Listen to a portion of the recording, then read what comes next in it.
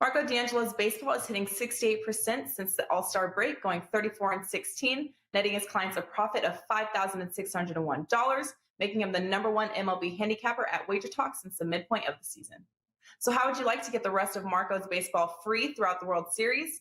Through Sunday at midnight, if you purchase Marco's college football and NFL combo package, we'll toss you in his baseball selections to the World Series for free of $449 value. To redeem your free Major League Baseball through the World Series, just email support@wagertalk.com after you purchase, and we'll add your access within 24 hours.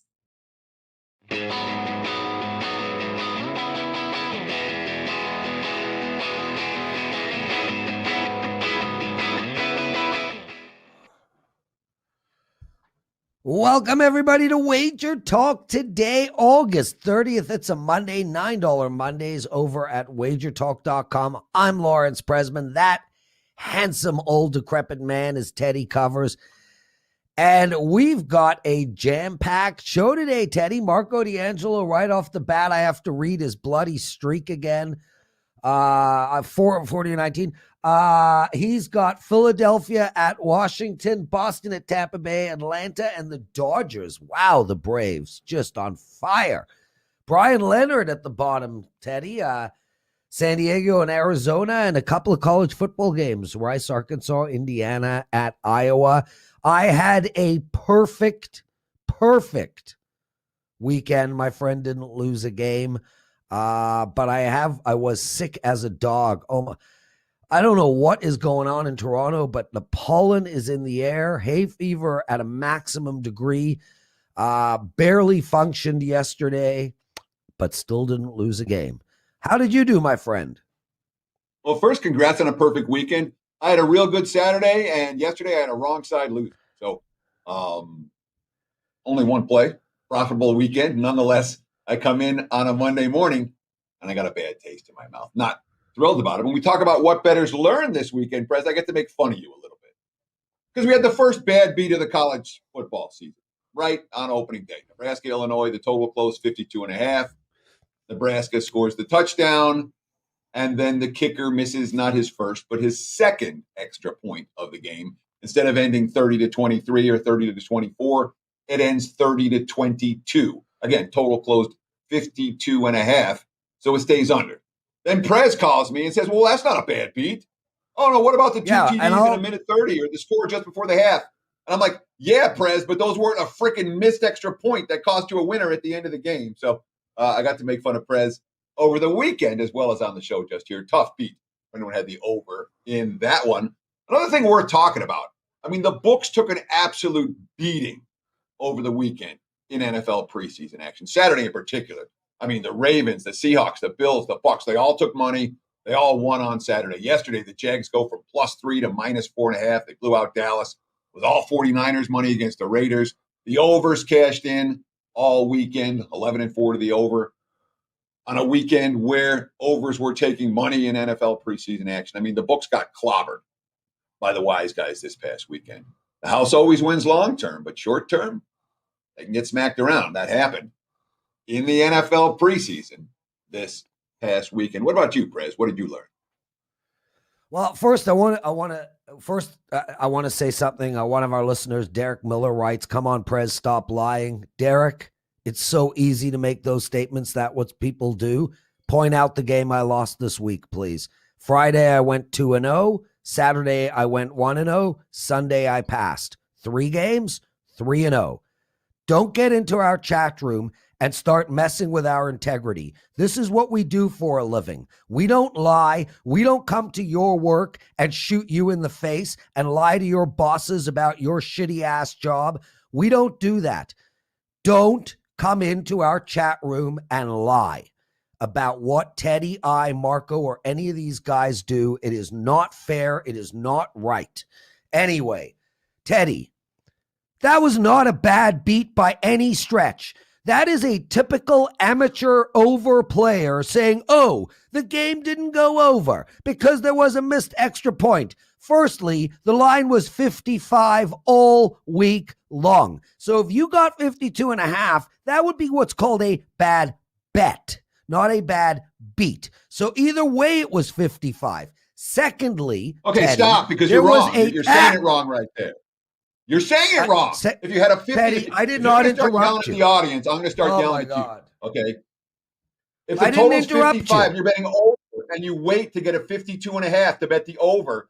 That's not a bad bet. That's a I'm good talking bet. about the under. I'm talking about if you had the under. If you had the It's under in cash. It's not a bad bet. The Okay, over. Teddy, can I bet. finish? Can I finish? Yes. Can I finish? Please.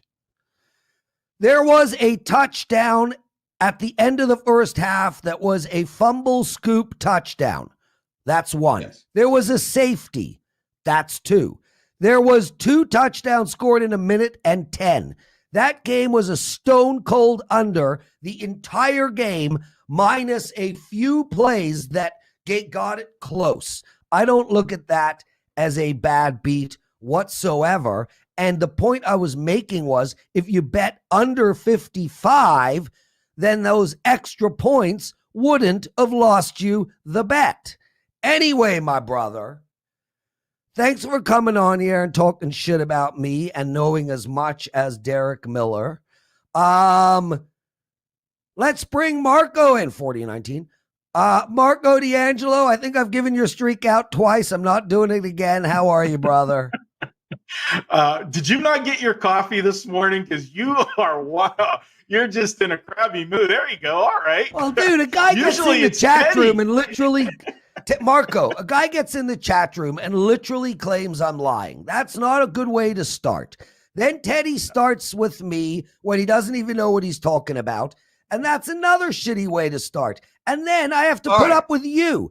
Not only that, but the show has to start with your promo video, not my promo video, because I don't have a promo video.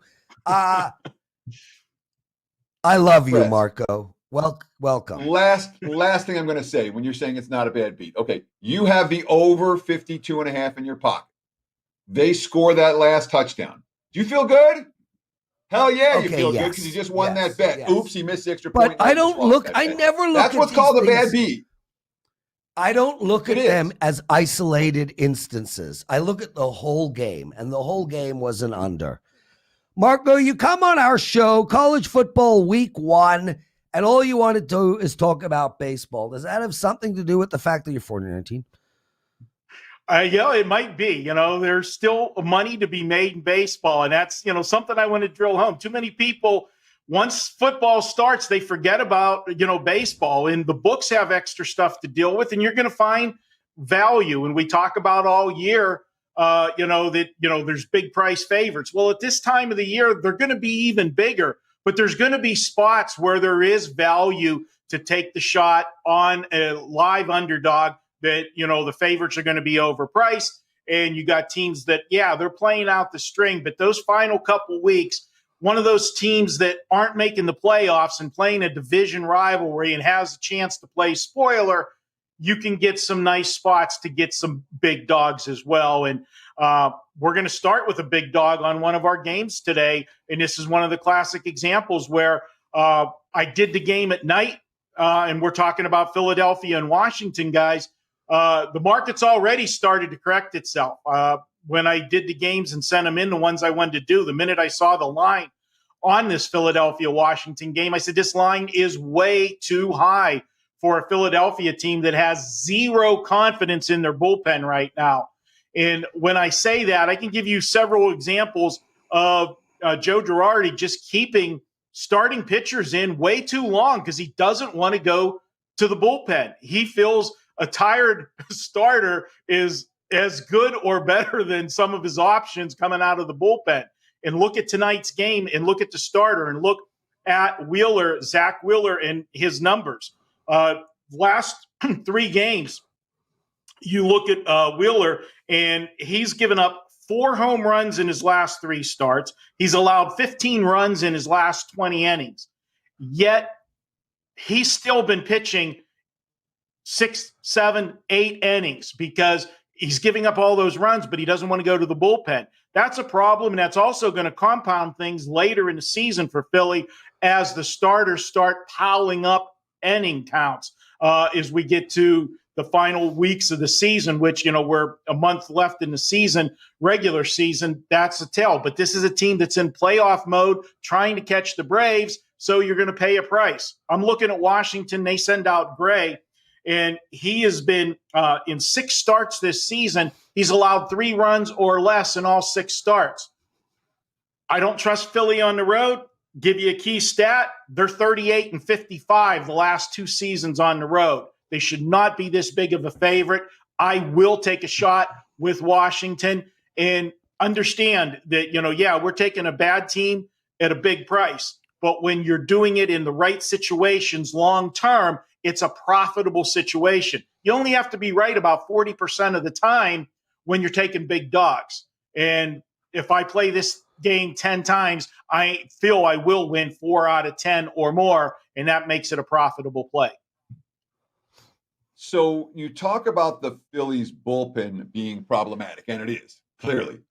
But Wheeler's the one starter they have that, goes 7 strong. He's gone 7 or more 5 times his last 7 trips to the hill, and the 2 that he didn't, he went into the 7th in both of those games. So he's their innings eater. And I know that his last couple starts haven't been all that good necessarily. He's been roughed up, but it's not like the Nats are tearing the cover off the ball offensively. Are you, now that we've in a game where Wheeler can be counted on to go 7+, does that mitigate your concerns about the Phillies bullpen, or 2 innings is still plenty for that bullpen to blow a lead? It's still plenty for this. If you've watched this bullpen at any time this year, no lead is safe with Philadelphia. I mean, just 8 or 9 days ago, he left Aaron Nola in a game, throwing his 117th pitch, and gives up a 2-run homer in the 9th inning because he didn't want to bring a closer in to finish the game out. Again, I know what you're saying about Wheeler in the innings eater, but the deeper you go into the season, those inning eaters become problems, with arm velocity later in the season, what you're going to get. And again, you can't argue the fact that the guy has given up 15 runs in the last 20 innings. Yeah, if he's given you 20 innings in the last 3 starts, but 15 runs is not generally a recipe for winning Major League Baseball games. So, yeah, I'm going to take the shot with the dog here. And I've got a guy that, they're not familiar with. They faced him once, I believe, so far. He's only had 6 starts. This is a guy that's, going to go out there and, I think, hold them to 3 runs or less. And that gives me a fighting chance with an underdog, and throw in that, spoiler mentality for Washington, trying to end Philly's, remote hopes of making the playoffs. Marco D'Angelo, everybody, and Marco, in all seriousness, outstanding run. 40-19 runs since the All-Star break in baseball. Just a shout out to my boy, Derek Miller. I forgive you. I saw your text. It takes a man to apologize. Hug fest over here. As for Teddy, one of the guys in the chat room says, this is why I never know if Teddy and Prez love or hate each other. Neither do I, frankly. It's a mix. Yeah, I haven't figured out our relationship either. It's a mix. For the record. $9 Mondays, guys. Marco, what do you got up for our clients over at WagerTalk.com? We've got one baseball play up right now. It's my Monday mismatch. You can pick that up $9. As you know, normally 25, but every Monday, all plays, both here and Sports Memo, just $9. Take advantage of all of our hot cappers. And Prez, point out, there are some early football plays up there for $9. You can take advantage of it now. Midnight, those football plays that are up now, that price goes away, Prez. I know we've had debates about this on previous shows, but they do go back to full price at midnight. As they should, Marco. And speaking of early football plays, and I'll get to you, Teddy, in a second, but I have a 5% college football play, my first one of the season. I was on the under in the Illinois-Nebraska game at 55, and I cashed it. I've got a 5% college football play up. It's $9. I got a college football total up. It's $9. I got an NFL total up for week 1. It's $9. And I'm on a massive run, Marco. I mean, I know it's all the Marco D'Angelo show, rightfully so. When we started this company, we committed to the Marco D'Angelo show. But man, I'm on a 5-0 and 54 and 28 all sports run, 21 and 7 football run, including Canadian football, which I'm 5-1 now on in the season. So guys, head over to WagerTalk.com. Marco's got your baseball play. I got your football plays. Teddy, what do you have up? My part 2 of my season win report comes out this afternoon, 1 o'clock Pacific time. I've got a 5% big ticket play up for week 1 of the NFL. I've got a trio of plays up for college football already. And I expect to have my entire week 1 NFL card posted within the next 24 hours. So I'm ready. And I want to get down before anything moves. So, we'll be in action. We'll have a full, and again, I don't know if I'll be able to get it all done today with the win total report coming out. But if I don't, it'll be up first thing tomorrow morning. NFL week 1 locked and loaded. And I got early start MLB as well, Prez. So there's our hype for today. Okay, brother. Well, let's talk Tampa Bay Rays versus Boston. Big series. Boston's been in a bit of a free fall. Tampa Bay minus 130 to 140.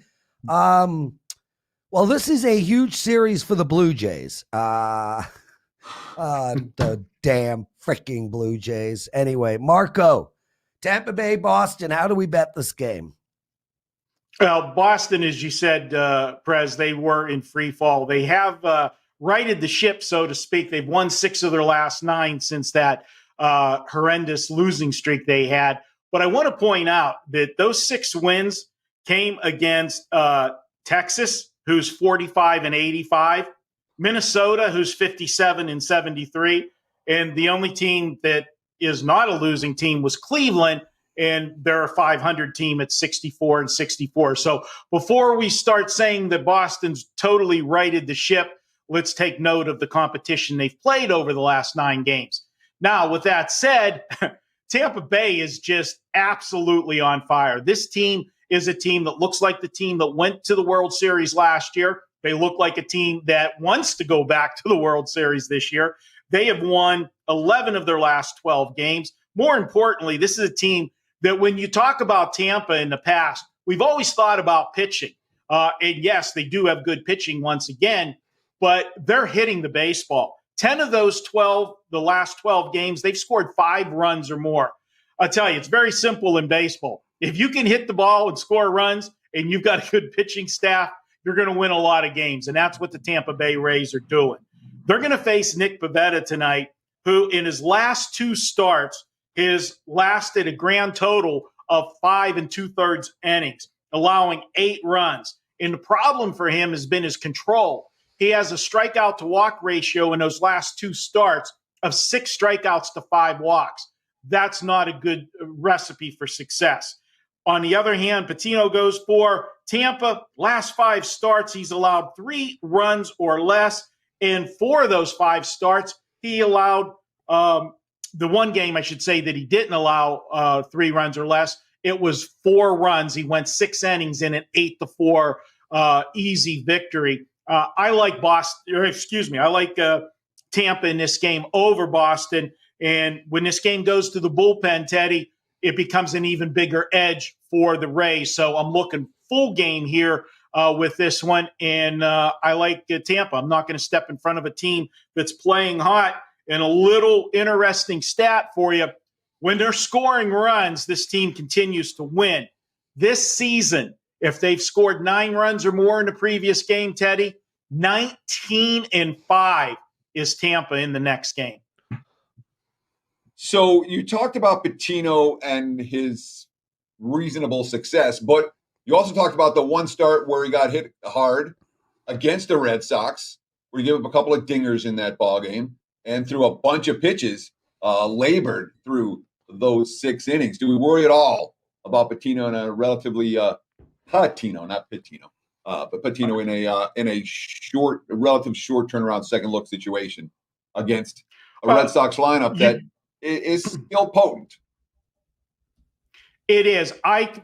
more concerned with the turnarounds when if you get the rare back-to-back starts with a young pitcher. It has been a couple weeks gone by since that outing, so I'm not as concerned about it. But I'm still looking at the full body of work. If he gets me 5 innings and this game goes to the bullpen, Tampa has such a big edge in this game over Boston's bullpen. And, let's look at, Pivetta. Well, how do you feel about him? Are you confident in putting him out there on the mound after his last 2 starts? And if you want to go back to that last Boston start, he didn't have a Boston start there. But those last 2 starts, getting the walks and the hits that he's allowing in those 2 starts, if he doesn't go, deep into the game, which he hasn't in the last few, you got to deal with the Boston bullpen. And I don't like that at all. I think it's a huge edge for Tampa in the way they're hitting the baseball. Marco D'Angelo, everyone. Marco, one of our listeners, points out that you have a weird haircut. To our listener, there's a prerequisite for haircuts. Hair. I have no hair. That's my weird haircut. Is I finally went buzz cut this summer. What a strange comment to tell a bald man. Like, I mean, you go up to a man with no legs and you're like, "Yo, dude, you got a weird leg." Like, I'm a little lost. But you know anyway. what? I'll just point out with that haircut that I got it the week before I went on vacation, which was the week of the All-Star break. So after I cut my hair, 1982. Yeah. The 1982 vacation got this hairstyle break? Started the win streak. There you go. Shout out to Jessica and 111. I saw your notes. Thank you guys. We love having you all in this chat room. But listen, we need help. We are seriously close to, hold on, I got to look. But we need you guys to sign up to subscribe to our channel. We are so close to 73,000 subscribers. We'd like to hit that today. Please, if you guys have not subscribed to our channel, take 2 minutes, just subscribe to it. It's greatly appreciated. Marco, man, the Braves against the Dodgers. Big favorite, the Dodgers today against Smiley and the red-hot Atlanta Braves. I mean, okay, they've lost 3 of their last 5 games, but over the last 15, this Atlanta Braves team just keeps winning. What do we do in this game? This one's simple for me. The Dodgers are coming off losing 2 out of 3 against Colorado. You guys know I'm a situational handicapper.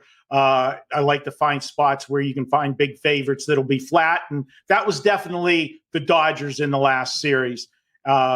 Playing Colorado after sweeping the Padres, and we know how intense that Padre-Dodger series has been this year. The Dodgers were flat over the weekend. Now they've got a team coming in, a first-place team that more than likely they'll be facing in the playoffs. They're not going to take this team for granted.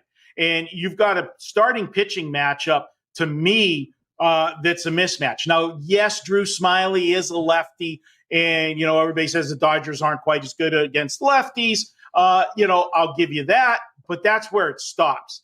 If you look at Smiley's numbers, this is a guy that in 14 road starts has an ERA of 4.59. Bigger concern than that is his whip. His whip is 1.50. You're putting a runner and a half on per inning. You're going to ask for trouble. And Julio Urias for the Dodgers, this guy has just been solid all year. On that pitching staff, he doesn't get any of the spotlight because he's at the back of the rotation. A lot of times he's a 5th starter, or they'll even use him in relief in times. But when he gets the ball and starts a game, Teddy, this guy gets the job done. I'll look at him. He's allowed 2 runs or less in 6 straight starts. In 3 of those 6 starts, he didn't allow a run. It's a big number. I don't want to lay a big number with the Dodgers. So how do we get this to a more attractive number? We go first 5 and lay the half a run. You'll get this at around minus $1.30. I'll take the Dodgers first 5 minus the half. I feel we have a big edge in starting pitching, And when we're talking big edge and starting pitching, I only want one way to go, and that is first 5. So the last time Drew Smyly gave up more than 3 runs in a game was May. And the thing that stands out to me is that this is a pitcher who the Braves started 2-7 in his first 9 starts. Since that time, they're 12-1 in his last 13 starts. So while he's not eating up innings, he's eating up 5 innings on a regular basis, and he's not getting hit hard in any of them. With Atlanta 12-1 in Smiley's the last 13 starts, does that concern you at all here, or is this still a pitching mismatch in your opinion? Yeah, I actually had that as a question for you, Teddy, because I knew I was going to get a rebuttal from you. And my thing was to you is when I gave those stats about Drew Smyly, I wanted to see if you saw that. I was going to ask you if you've got an ERA of 4.59 on the road and a WHIP of 1.50 in those 14 starts, what would you think the team record should be? Much closer to 500 than it is. Yes, 11-3. So to me, if you want to come back where it should, to me, this guy's been living on borrowed time. How they're getting it done with him, I don't know. But I still look at the body of work. It is an angle to look at. It is something where certain teams or certain pitchers get run support because obviously, as you said, he hasn't given up, more than 3 runs, but he's not going more than 5 innings generally. So now you're asking for the bullpen to keep the runs down for the next 4 innings of the game. And Atlanta, although they did strengthen it some, I'm still not sold on the Atlanta bullpen. Do you feel totally comfortable with them? But that doesn't come into play if I'm looking at a first 5. So for me, if Urias does what he does and Smiley does what he does, I should have a 3-1 victory after 5. Marco D'Angelo, everyone. Marco's on a 40-19 run. He's got a play up today over at WagerTalk.com. It's $9 Mondays. Marco, get the hell out of here, bro. We got Teddy's big game breakdown coming, Bryan Leonard, some college football, and, of course, the daily presidential address. Stay with us 20 seconds. We've rolled back our football prices. WagerTalk's first full year was 2015, and we've lowered our See you football guys. season packages to match what we charged that football season. Why? It's simple. We want to make our season-long packages an extraordinary value. You can buy a full college football season or full NFL season for only $5.99 each. But if you buy a college football NFL combo from the same handicapper, you pay only $8.99. Looking to mix and match handicappers? We have you covered. Just email support@wagertalk.com for a bundle discount and to create any handicapper combo you can dream up.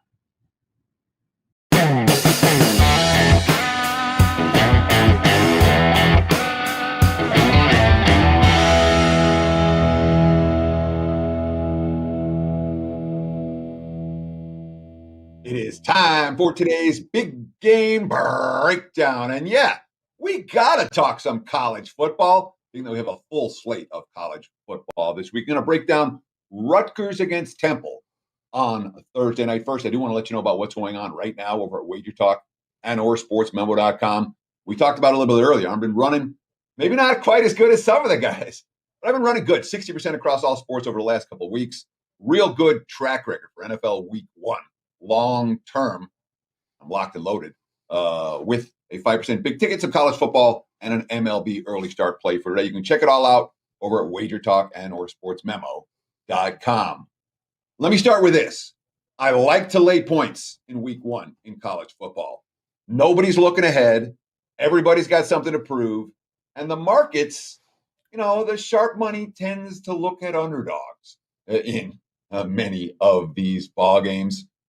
That's not the case in this one. In fact, we're seeing money coming in on Rutgers right now. It was 13.5 earlier this morning. It's 14, basically looking at the WagerTalk live odds screen right now. And it's showing signs that it could well go higher. And I can understand that.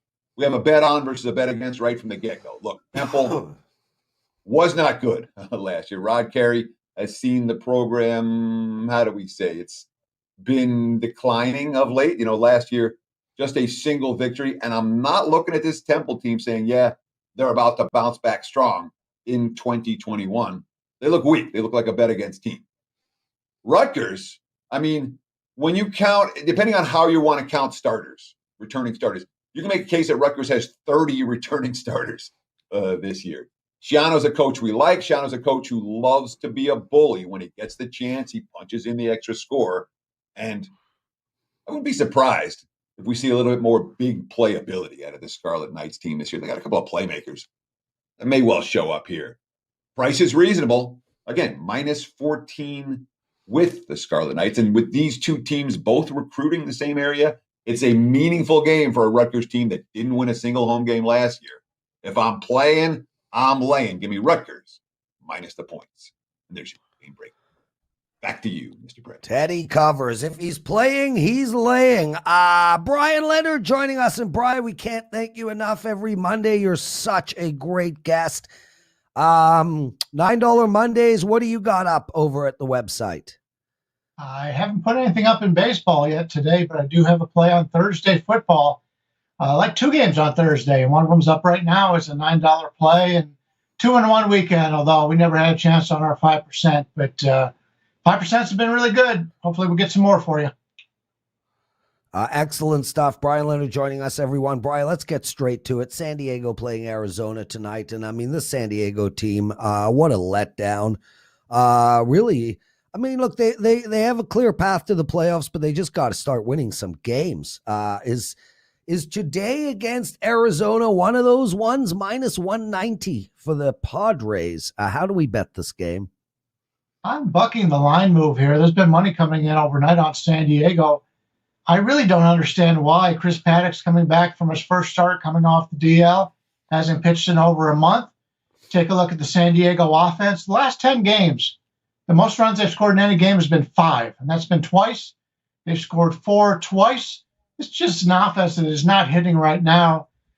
I kind of know why some money's coming in against Arizona. It's because Tyler Gilbert, last time these two teams met was his first major league start. He throws the no-hitter against San Diego. How many times you look to fade that guy the next game, especially against that team? I understand that, but I don't want San Diego's offense as a road favorite in this price range. Gilbert's pitched well in his other 2 games also. You know, he faced Pittsburgh and Colorado on the road. The only game he didn't pitch really well is in Colorado. And considering it's his first road game of his career, pitching in Colorado wasn't such a terrible game. So I like Arizona here. San Diego's just a team I'm looking to fade right now. You take a look at the last month. Arizona's won 2 more games than San Diego has.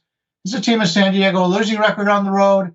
They had a pitcher that struggled all season long in Paddock. Hasn't been the same for the last 2 years.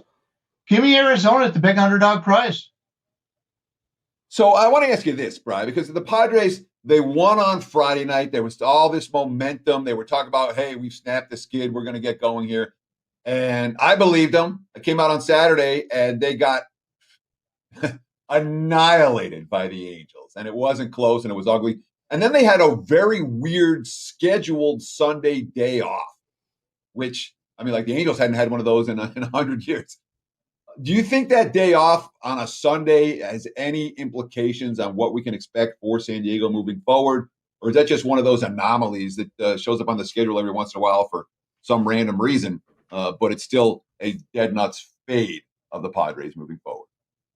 Yeah, normally when a team gets a day off, I think it helps the offense in the next game. It's been strange numbers this year. One league it's really helped, the other league it hasn't. So, but overall, you've got to think if the starters get rested for a full day, it's an advantage. But you mentioned them playing the Angels. The Angels are playing terrible ball. And I watched that game, and the Angels are just doing whatever they want against the San Diego pitching staff. The bullpen for San Diego isn't what it used to be. They're getting worn out because none of these starters can go. I mean, they're all getting hit pretty well. So, yeah, I'm still looking to fade San Diego. And granted, talent-wise, they're much better than Arizona. But we don't bet on talent. We bet on what we've seen. And what we have seen is San Diego just doesn't have that spark that you would usually come to see out of a team that should be going to the playoffs. Bryan Leonard joining us, everyone. You can find him at WagerTalk.com. He's got a 5% play up in college football for Thursday It's $9 Mondays. You guys can go over to the website and grab it for $9 today. Bri, Rice playing Arkansas, minus 19.5 for Arkansas. How are we betting this one? A lot of people seem to like Rice this year, coming off of a decent year last year. But keep in mind, that was a small sample size. You take a look at Rice, last 6 years, they haven't a single player drafted into the NFL. Arkansas, last 6 years, every year they've had somebody. Only one last year, which I think is a positive for this team because that's the best Arkansas team we have seen in a while here. Arkansas last year, the new coach came in and did a terrific job. Sam Pittman coming over and as an offensive lineman, the team just really rallied around him. They got Kendall Briles as the offensive coordinator, a real smart guy. His first year last year, had a lot of success. And it's interesting because I did a show the other day, and I don't remember which one it was, but my season total, I bet under on Arkansas because they got the toughest schedule in college football. They've got a real tough schedule, but their team is better this year than it was last year.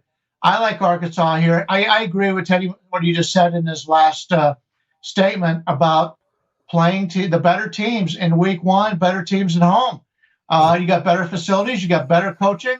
I think Arkansas comes out and makes a statement in this opening game because they got some tough games ahead of them, including, I believe, Texas next week. But Rice is also playing a big rivalry in Houston. So I like Arkansas here. I'm not going to be on them all season long, but I don't think they'll win many games, but I think we'll make money on them this year. So, I mean, Arkansas as a program, 4-8, 2-10, 2-10, 3-7, the last 4 years. When they have won, they've been beating bottom feeders and beating them by margin. But at the same time, the last time they won a game by 3 touchdowns or more was a couple of years ago. Do we trust this team to win and to hold a lead if they get it in order to cover this point? Rice plays in one of the worst conferences in college football. Arkansas plays in the best. Last year, Arkansas didn't have any non-conference games. It was all SEC games. So you wouldn't expect Arkansas to have blowout games in the SEC. They're really stepping down in conference or out of conference here. As I said, I like this number, and my number is about 3 points higher. That makes it a play for me. I like Arkansas in this game. There you go. Bryan Leonard, everyone. Brian, Indiana going into Iowa. Iowa -3. What do we do in this one? Yeah, I set this out -3 last night. It's gone up to 3.5 now. I think people are starting to see what I've seen. Basically, what that line is telling you, these two teams are equal. And I know there's a lot of hype behind Indiana this year, but I would rather have a coaching staff that's been around forever. Phil Parker's been the defensive coordinator for 9 years. Brian Ferentz, the coach's son, 4 years offensive coordinator. You can take a look at Iowa. The last 3 years, they've had 13 players drafted to the NFL. Indiana, 3. So they bring in a better class of players. You take a look at the recruiting rankings. There are better recruiting rankings this year. They've got a better offensive coordinator, much better defensive coordinator. Huge advantage, defensive coordinator for Iowa. I like this Indiana team. Indiana's got a good team. They're on their way up. I just think it's one of those teams that you come into the season, you want to fade teams that have been hyped. And I think Indiana's been hyped, and everybody's not paying attention to Iowa. Iowa laying 3 tells me that the lines maker says these teams are equal. I don't agree. I would much rather have Iowa, the team that recruits better, team with a better coaching staff, and they're playing at home. Give me the short number here with Iowa. So you think a fresh, hungry Tom Allen is a weaker coaching staff than an old, tired Kirk Ferentz? I will take the proven, and he hasn't been proven to me. It's still early. I know they got a great chance to be good, but Iowa's being overlooked. I've seen people that have Iowa in the final 20 for the season, and Indiana's the team that everybody seems to love. I just don't see it. And when you take a look at series history, I mean, Iowa's been better for a long time. I love to play on these teams before everybody recognizes them. Right now, everybody's recognizing Indiana. I don't think I see any value in them right now. Brian, outstanding job. Great segment. Thanks for joining us. It's $9 Mondays, as we spoke about. You've got a 5% play up Thursday, college football. So, guys, head over to WagerTalk. Grab Brian's 5% Thursday play. Anything else, Bry? I think that'll do it. I got a lot of work to do. A couple football shows tomorrow, a baseball show today. You guys are keeping me busy, man. Well, as we should be. Thanks for all the hard work. Guys, it's time. Let's go. Daily presidential address.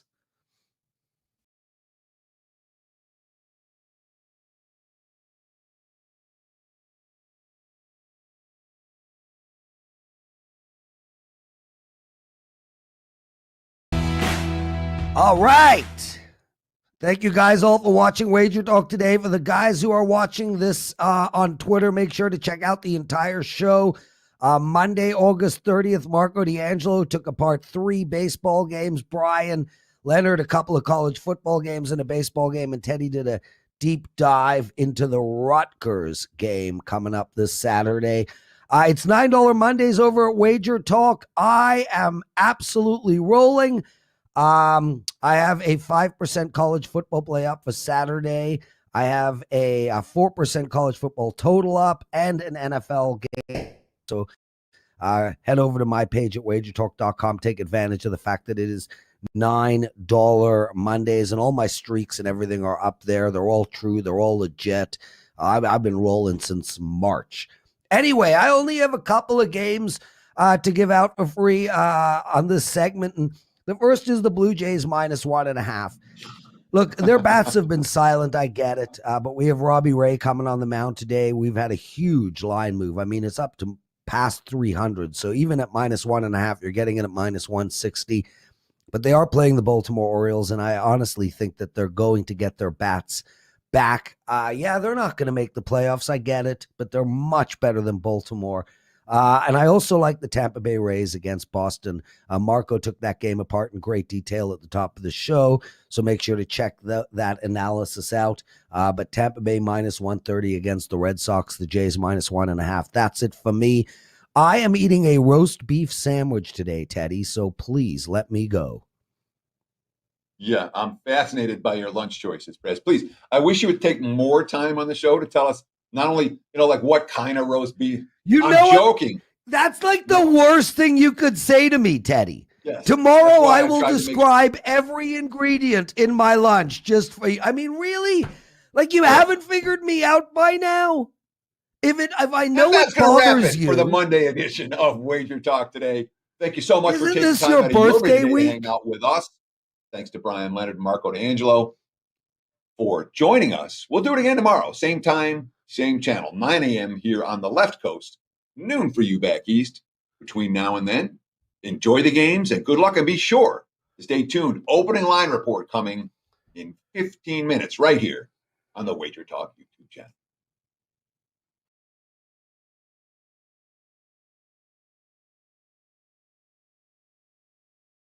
Each and every Monday is $9 Monday at WagerTalk.com. All daily picks packages are priced at only $9, including $40 5% best bets. As an added bonus, all new users will receive $25 in wager bucks credited to their accounts, available for immediate use after their initial $9 Monday purchase. So make sure to take advantage of $9 Mondays at WagerTalk.com.